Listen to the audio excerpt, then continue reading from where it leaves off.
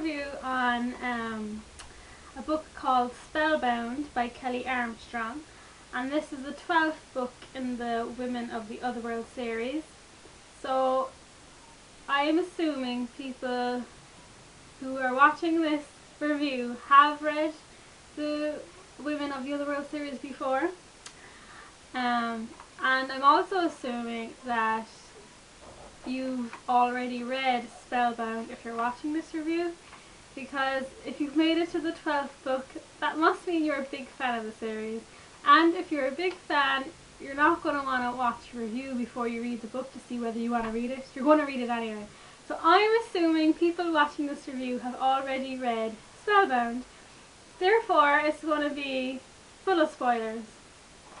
So warning now, this review is a spoiler review.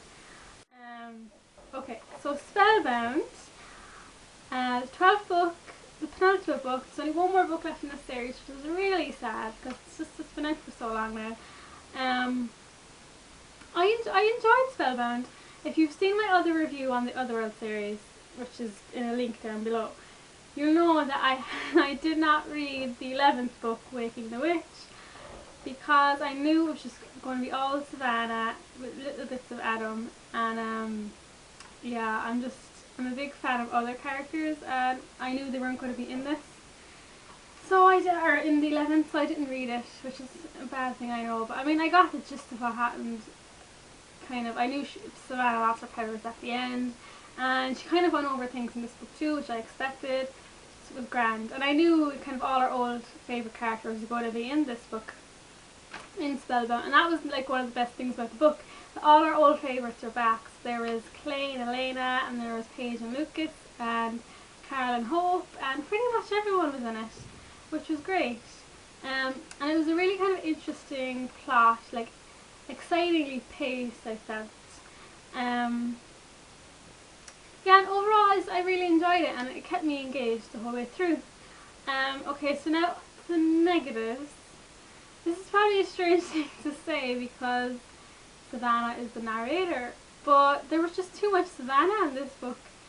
There just wasn't enough Paige in this book for me, unfortunately, and I kind of wished for more. And Savannah, I mean, she's a grand enough character. I just kind of got sick of her after a while. Usually I love Adam too. I love Adam and Paige's friendship. I think that's great. But I felt weird about Adam and Savannah getting together. Yeah, in one way it's kind of creepy, I don't know.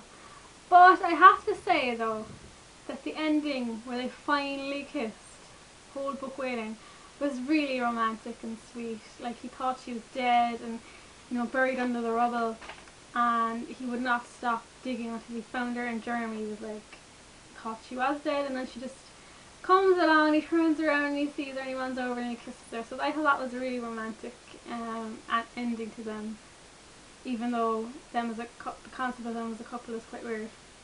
The other kind of major negative of this series is that of this book, is that there's no satisfying ending because there's so many loose ends. The missing child Larson, there's Ronnie the witch hunter, like what's she doing now? There's, like, we kind of find out who Giles is, but he's still kind of up in the air. There's Jasper, and kind of Hope and his escape, like they think he's going to escape.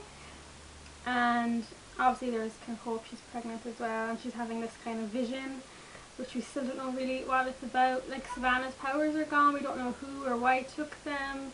And there's kind of like an impending war coming with the supernaturals and humans. So there's just all that still up in the air, a lot to be solved in the next book. So it wasn't the most satisfying conclusion to the book. So yeah, I mean, there were a few negatives, but I was pleased that we had all our old favourites back. That was nice. And yeah, the next book, it's a big deal who Kelley gets to narrate in the final book. I have a feeling it's going to be narrated by everyone, and everyone's going to have a say. I think that would be the best to please everyone. Then I read someone else said it would be fitting, since Elena began the series, if Elena finished the series. But then I read another comment, and I hope this is wrong, but someone said it's kind of like a trilogy of Savannah books, and it's probably going to be from Savannah's point of view again. I have to agree, it probably will be, because a lot of the storyline revolves around Savannah, and I suppose she'll just have to be the narrator. And it's just a pity because the other characters don't get much of a play then, you know, and the ones I love.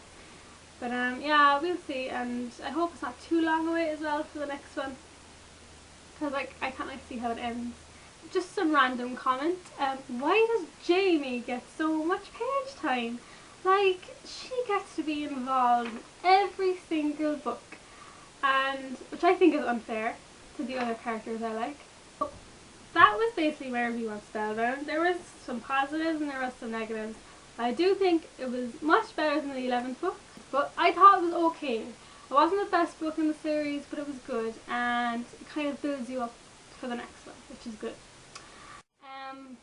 Okay, so now I'm going to kind of talk about kind of other specific books in the series, just that this book got me thinking about.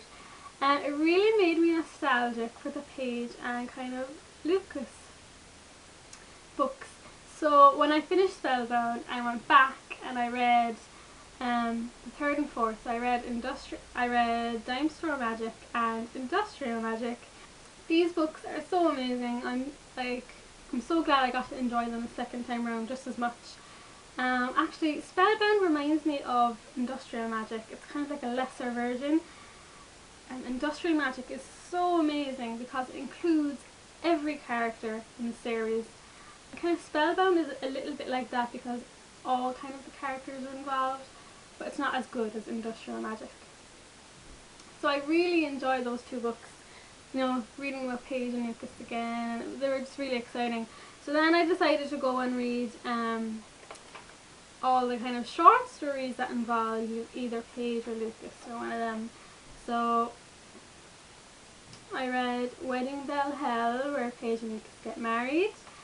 I read The Case of Chupacabra, can't really pronounce that, which is kind of narrated from Lucas and Sean. I don't have Counterfeit Magic as a actual book, but I have the audio version. I listened to that, and yeah, it's okay, Counterfeit Magic.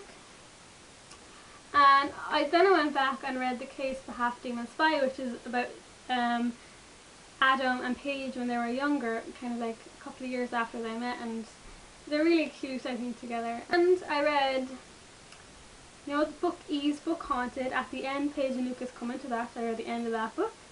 And I also read Personal Demon, which is half narrated by Paige and kind of half by Lucas. And first time round, I thought this was good. Like, not brilliant, but good. The second time round, I really enjoyed it. I enjoyed it even more. I really got into the Cara and Hope side of the story. And yeah, I really loved them together.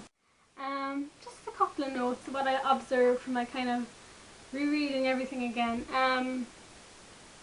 I love Benicio and Lucas's kind of father-son relationship. It's so kind of endearing, because and I loved Benicio's relationship with Paige then as well.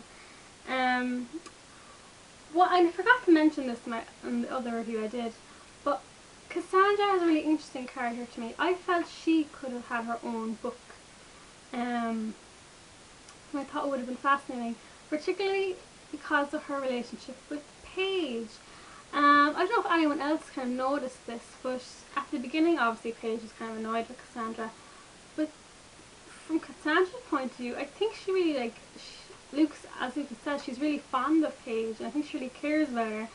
And there's kind of two times where this is kind of pointed out. Like, one time she tells Paige like she's rescued her before, and Paige was like, "When did you ever rescue me?" So I was like, maybe there's like a story there where she, you know, rescued Paige, because she knows Paige since Paige was a child. And also a scene where Paige was on the plane with Lucas and they were asleep, and kind of Paige was kind of half asleep, and she just noticed that kind of Cassandra stood there and kind of looked over her and pulled the blanket over her, which I thought was really sweet. So I don't know, I like their friendship, Cassandra and Paige's, and I hoped they would have kind of delved into that more, but I don't know if they will now, because there's so much to happen in the final book. As well, for Clé na Léna fans, there is a short story called Hidden, a novella coming out in the 31st of December. Which is the great thing about Kelley Armstrong. Like, she just, like, even though there's only going to be 13 novels overall, there's over 42 stories, I think, with all the novellas and short stories and free online stories, and it's just really great because you get so involved in this world. It's not just one character or one family, it's a big bunch of characters, and it's brilliant. So yeah, the series is definitely recommended, and Spellbound was good. So thank you very much for watching, and if you have any other recommendations, please let me know.